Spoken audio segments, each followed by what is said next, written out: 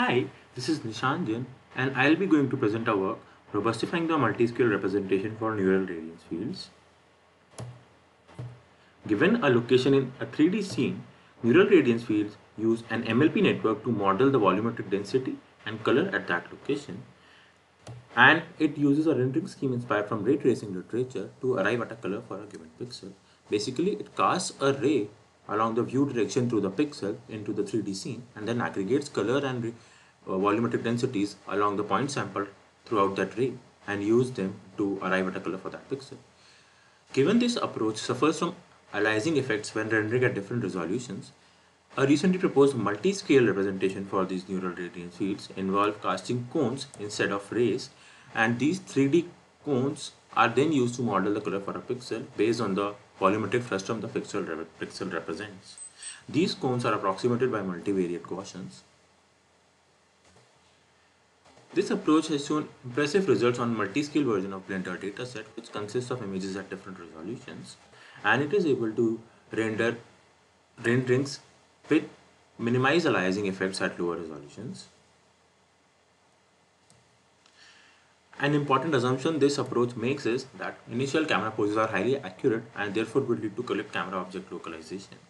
which is not in general the case with any real world setting where the key point correspondences are noisy, and thus it will lead to incorrect object localization using this representation, and this might lead to distorted renderings.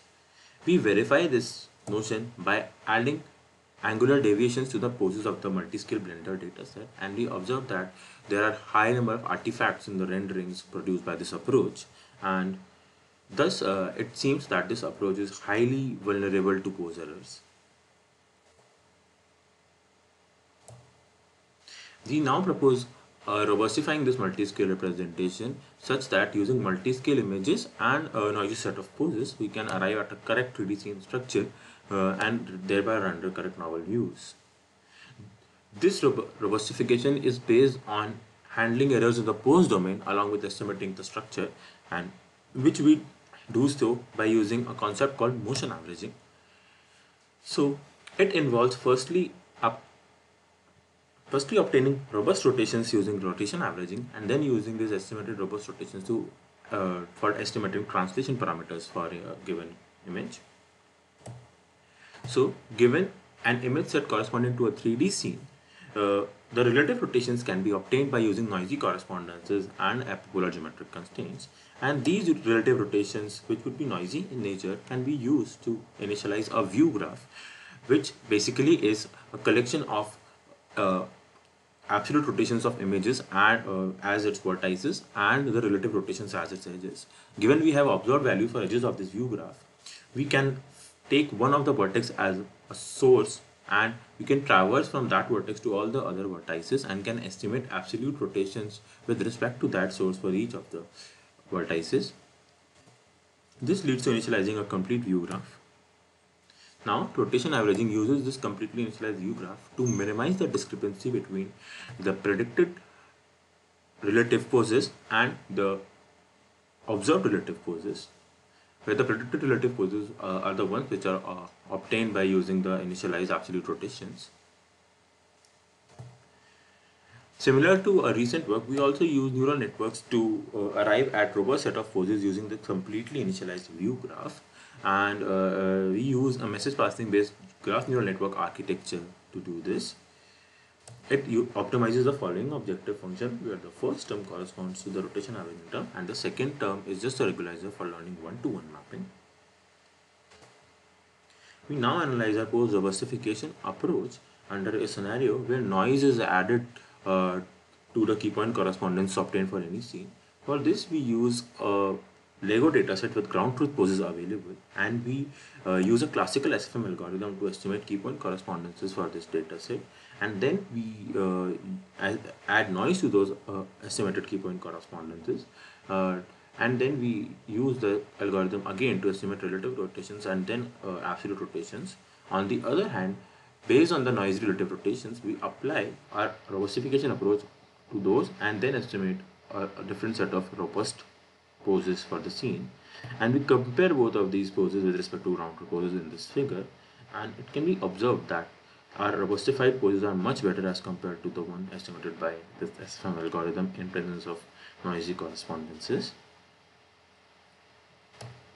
Given the effectiveness of our approach, we now propose a joint cost function to optimize pose and structure network parameters simultaneously, where the structure network is only updated with respect to the rendering loss, but the pose network is updated with respect to both rendering and multiple rotation averaging loss. Given the updating the pose with respect to rendering loss can be tricky, we instead use a weighted cost function for updating poses, where initially the weight of rendering cost function is kept low, which is increased with time. Given any input point and its view direction, it's first passed to a positional encoding function and then through an MLP neural network to arrive at color and volumetric density for that point using the neural radiance fields approach. So therefore, given the poses are passed through this positional encoding while estimating the color, differentiating RGB loss with respect to pose parameters would also require differentiating this positional encoding function, and differentiating it would lead to bias towards high frequency feature. Therefore, we propose a modified positional encoding function, which on differentiation can mitigate this effect of high bias towards high frequency features. Given all the modules, we now discuss the complete pipeline for our method. So, given an initial set of multi-scale images along with noisy poses, we use multi-scale representation for neural radiance fields and rotation averaging for robust pose estimation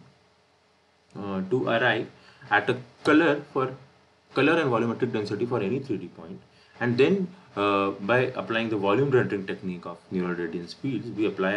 we get the rendered image, and then calculating the loss from this rendered image, we update both the pose network parameters and the structure network parameters to learn the scene along with robustifying the poses, and finally we are able to obtain a robustified set of poses along with the correctly learned 3D scene representation. We now discuss the results of this proposed approach on the multi-scale version of the Blender dataset with noisy set of poses. It can be observed that there are no artifacts in our renderings, whereas the renderings of MIPNERF are completely distorted, and thereby showing its effectiveness under pose perturbations. And this is true for all the images, all the scenes in the multi-scale Blender dataset.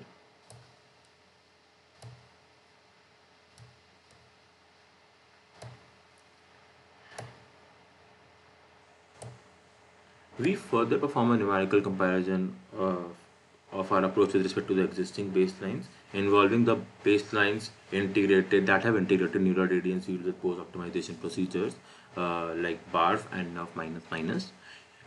we further define three new baselines, which combine the multi-scale representation with these pose optimization schemes for pose in the BARF and NUF and we observe that none of these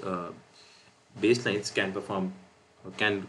reconstruct correct 3D scene in the multi-scale Blender dataset with perturbed poses, whereas our approach is able to correctly model it, thereby showing its effectiveness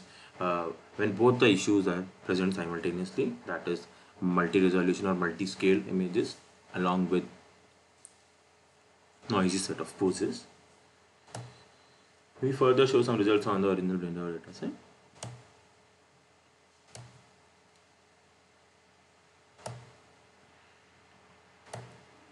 Finally, we discuss the effectiveness of our approach in a real-world scenario where we use a large-scale reconstruction dataset, 3D reconstruction dataset, the tanks and temples dataset, and we use a truck sequence of this dataset with the following pose trajectory and an example subset of images. Now we observe the reconstruction results, where we can see that there is a slight difference in the reconstructed renderings of our approach and MIPNERF, where our approach is a little better than the MIPNERF, and the difference is not very high because a lot of poses are available for this, a lot of images are available for this scene, and therefore there would be a dense set of key point correspondences, and so this will result in less noise in pose estimation, but still under this dataset our approach is still somewhat better renderings than MIPNERF. Finally, to simulate a realistic case, we use our smartphone and move around the scene and capture the scene at different points sampled randomly So we move around a black box and capture it from various viewpoints in a random fashion, and this is a subset of images for that black box. This is the approximate Coulomb trajectory for this scene, and we see that it is highly jiggering, and not a dense correspondence would be available in this case. And we see that MIPNOS struggle to perform in such cases because the poses estimated by any SFM algorithm would be very noisy for such cases, whereas on the other hand our approach is still able to recover the approximately correct structure for this, and it shows decent renderings for this scene, thereby showing its effectiveness in any real world situation where a lot of images might not be available and they get captured at different scales along with a noisy set of poses. Given the results we discussed, and the effectiveness of our approach can be proven, and it can be used to further boost research in the neural radiance fields literature. Thank you for the time.